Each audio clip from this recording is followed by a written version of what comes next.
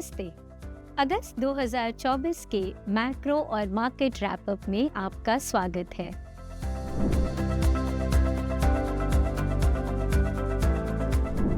Fade ने fade funds rate में कोई बदलाव नहीं किए हैं, पर सितंबर में रेट कट की ओर इशारा किया। पॉलिसी के बाद 10 ईयर यूएस ट्रेजरी 4% से थोड़े नीचे आ गए हैं और यूएस इक्विटी मार्केट में 2 से 3% की तेजी आई है। डॉलर 104 पर आ गया है। येन के स्ट्रॉन्ग होने की थोड़ी संभावना बढ़ गई है।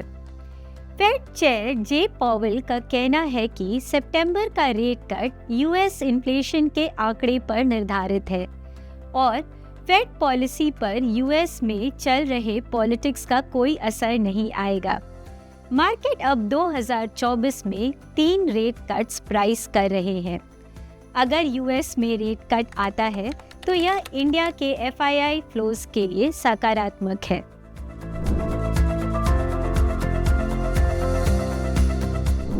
यूएस पॉलिटिक्स एक रोमांचक दौर से गुजर रहा है।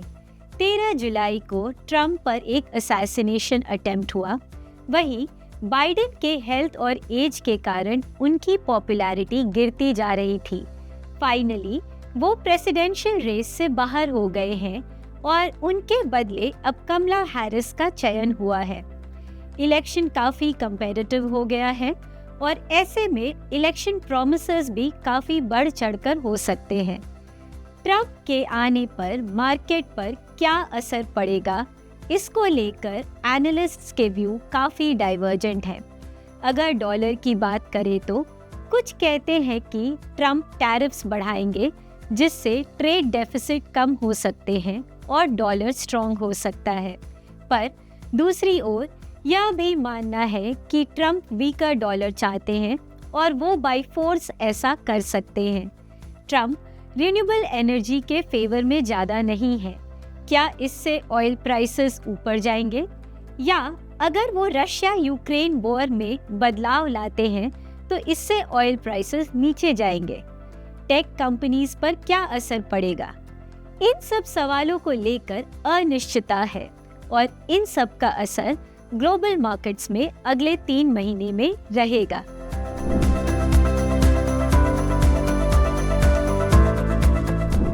भारत में केंद्रीय सरकार ने FY25 के फिस्कल डेफिसिट को 4.9% ऑफ जीडीपी तक ले जाने का तय किया है। उनके कैलकुलेशंस क्रेडिबल लगते हैं। इनफैक्ट टैक्स कलेक्शन के उम्मीद से ज़्यादा हो सकता है।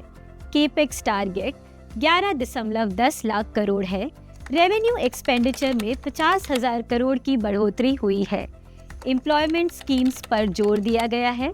जीसेक का सप्लाई अनचेंज्ड है, पर टी-बिल सप्लाई को 1 लाख करोड़ से कम कर दिया गया है। यह इंटरिम बजट के परस्पर है। ओवरऑल मैक्रो पर्सपेक्टिव से कहें तो बजट फिस्कल कंसोलिडेशन पर ध्यान दे रहा है और यह इंडियन मैक्रो के लिए पॉजिटिव है। पर टैक्स में जो चेंजेस हुए हैं वह हर घर में एक चर्चा का विषय बन गए हैं।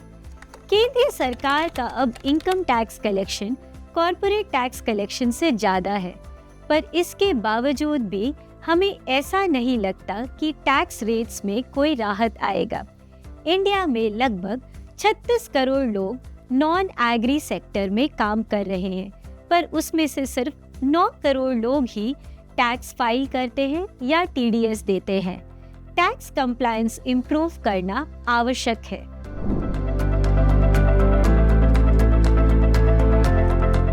कैपिटल गेन टैक्सेस में जो चेंजेस हुए हैं वो काफ़ी सिग्निफिकेंट हैं और चर्चा का विषय है।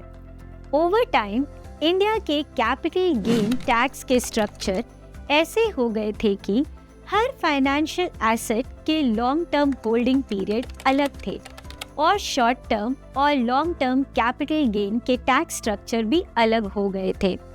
गवर्नमेंट ने उसको समांतर करने का प्रस्ताव रखा है। अब कोई भी लिस्टेड सिक्योरिटी है तो उसे लॉन्ग टर्म क्लासिफाई करने के लिए 12 महीने से अधिक होल्डिंग पीरियड होना पड़ेगा। यह इक्विटी मार्केट के लिए है। अनलिस्टेड सिक्योरिटीज और अन्य एसेट को 2 साल तक होल्ड करना होगा। सारे एसेट्स पर 12.5% लॉन्ग टर्म टैक्स लगेंगे। लिस्टेड एक्विटी और एक्विटी ओरिएंटेड म्यूचुअल फंड पर 20% शॉर्ट टर्म टैक्स रेट लगेंगे और बाकी सब पर एप्लीकेबल टैक्स रेट रहेगा for short terms. Debt mutual fund पर शॉर्ट टर्म और लॉन्ग टर्म दोनों में ही एप्लीकेबल टैक्स रेट लगेगा। इक्विटी मार्केट के टैक्स रेट्स बढ़ गए हैं और सबसे ज्यादा टैक्स का negative impact real estate holding पर आएगा। मार्केट और निवेशकों ने इस टैक्स बदलाव को नकारात्मक रूप से लिया है।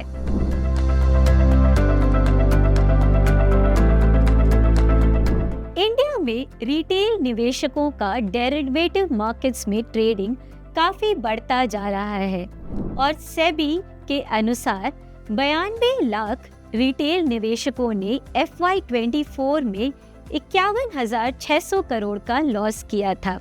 85% रिटेल ट्रेडर्स डेरिवेटिव्स में लॉस बनाते हैं। सेबी ने एक कंसल्टेशन पेपर निकाला है जिसमें वह 7 कदम उठाना चाहते हैं जो कि रिटेल पार्टिसिपेशन पर थोड़ा रोक लगा सके।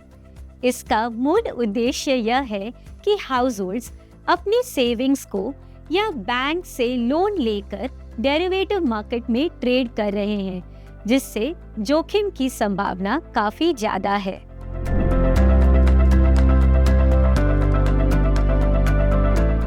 इंडियन शेयर बाजार का एक बेहतरीन प्रदर्शन अभी भी जारी है। निफ्टी ने 25,000 का आंकड़ा पार कर दिया है। जनवरी से लेकर जुलाई तक वह 15% ऊपर है। सारे सेक्टर्स के रिटर्न पॉजिटिव है।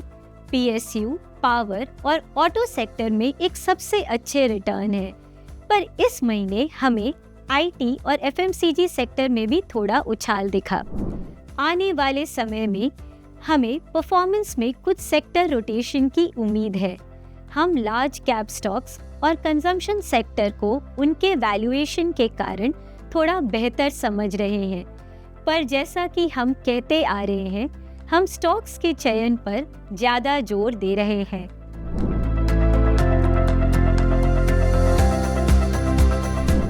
ग्लोबल मार्केट्स में बॉन्ड यील्ड्स जुलाई 2024 में नीचे गए हैं।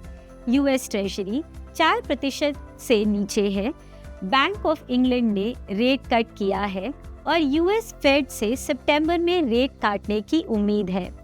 भारत में भी यील्ड्स 10 से 18 बेसिस पॉइंट नीचे गए हैं क्योंकि सरकार ने टी-बिल सप्लाई काट दिया है। बैंकिंग सिस्टम लिक्विडिटी थोड़ी इम्प्रूव हुई है। जुलाई में आरबीआई ने एक ड्राफ्ट गाइडलाइन निकाला था। सिंपल भाषा में कहें तो आरबीआई का मानना है कि जो भी रिटेल डिपॉजिट्स ऑनलाइन आते हैं वो थोड़े ज़्यादा रिस्की है और बैंक्स को उन डिपॉजिट्स के अगेंस्ट अपना लिक्विडिटी कवरेज बढ़ा देना चाहिए। अगर यह इम्प्लीमेंट होता है तो उससे क्रेडिट ग्रोथ कम हो सकता है और गवर्नमेंट बॉन्ड्स के डिमांड बढ़ सकते हैं। इसी कारण से हमें जुलाई लास्ट वीक में लॉन्ग एंड बॉन्ड्स भी नीचे जाते दिखे।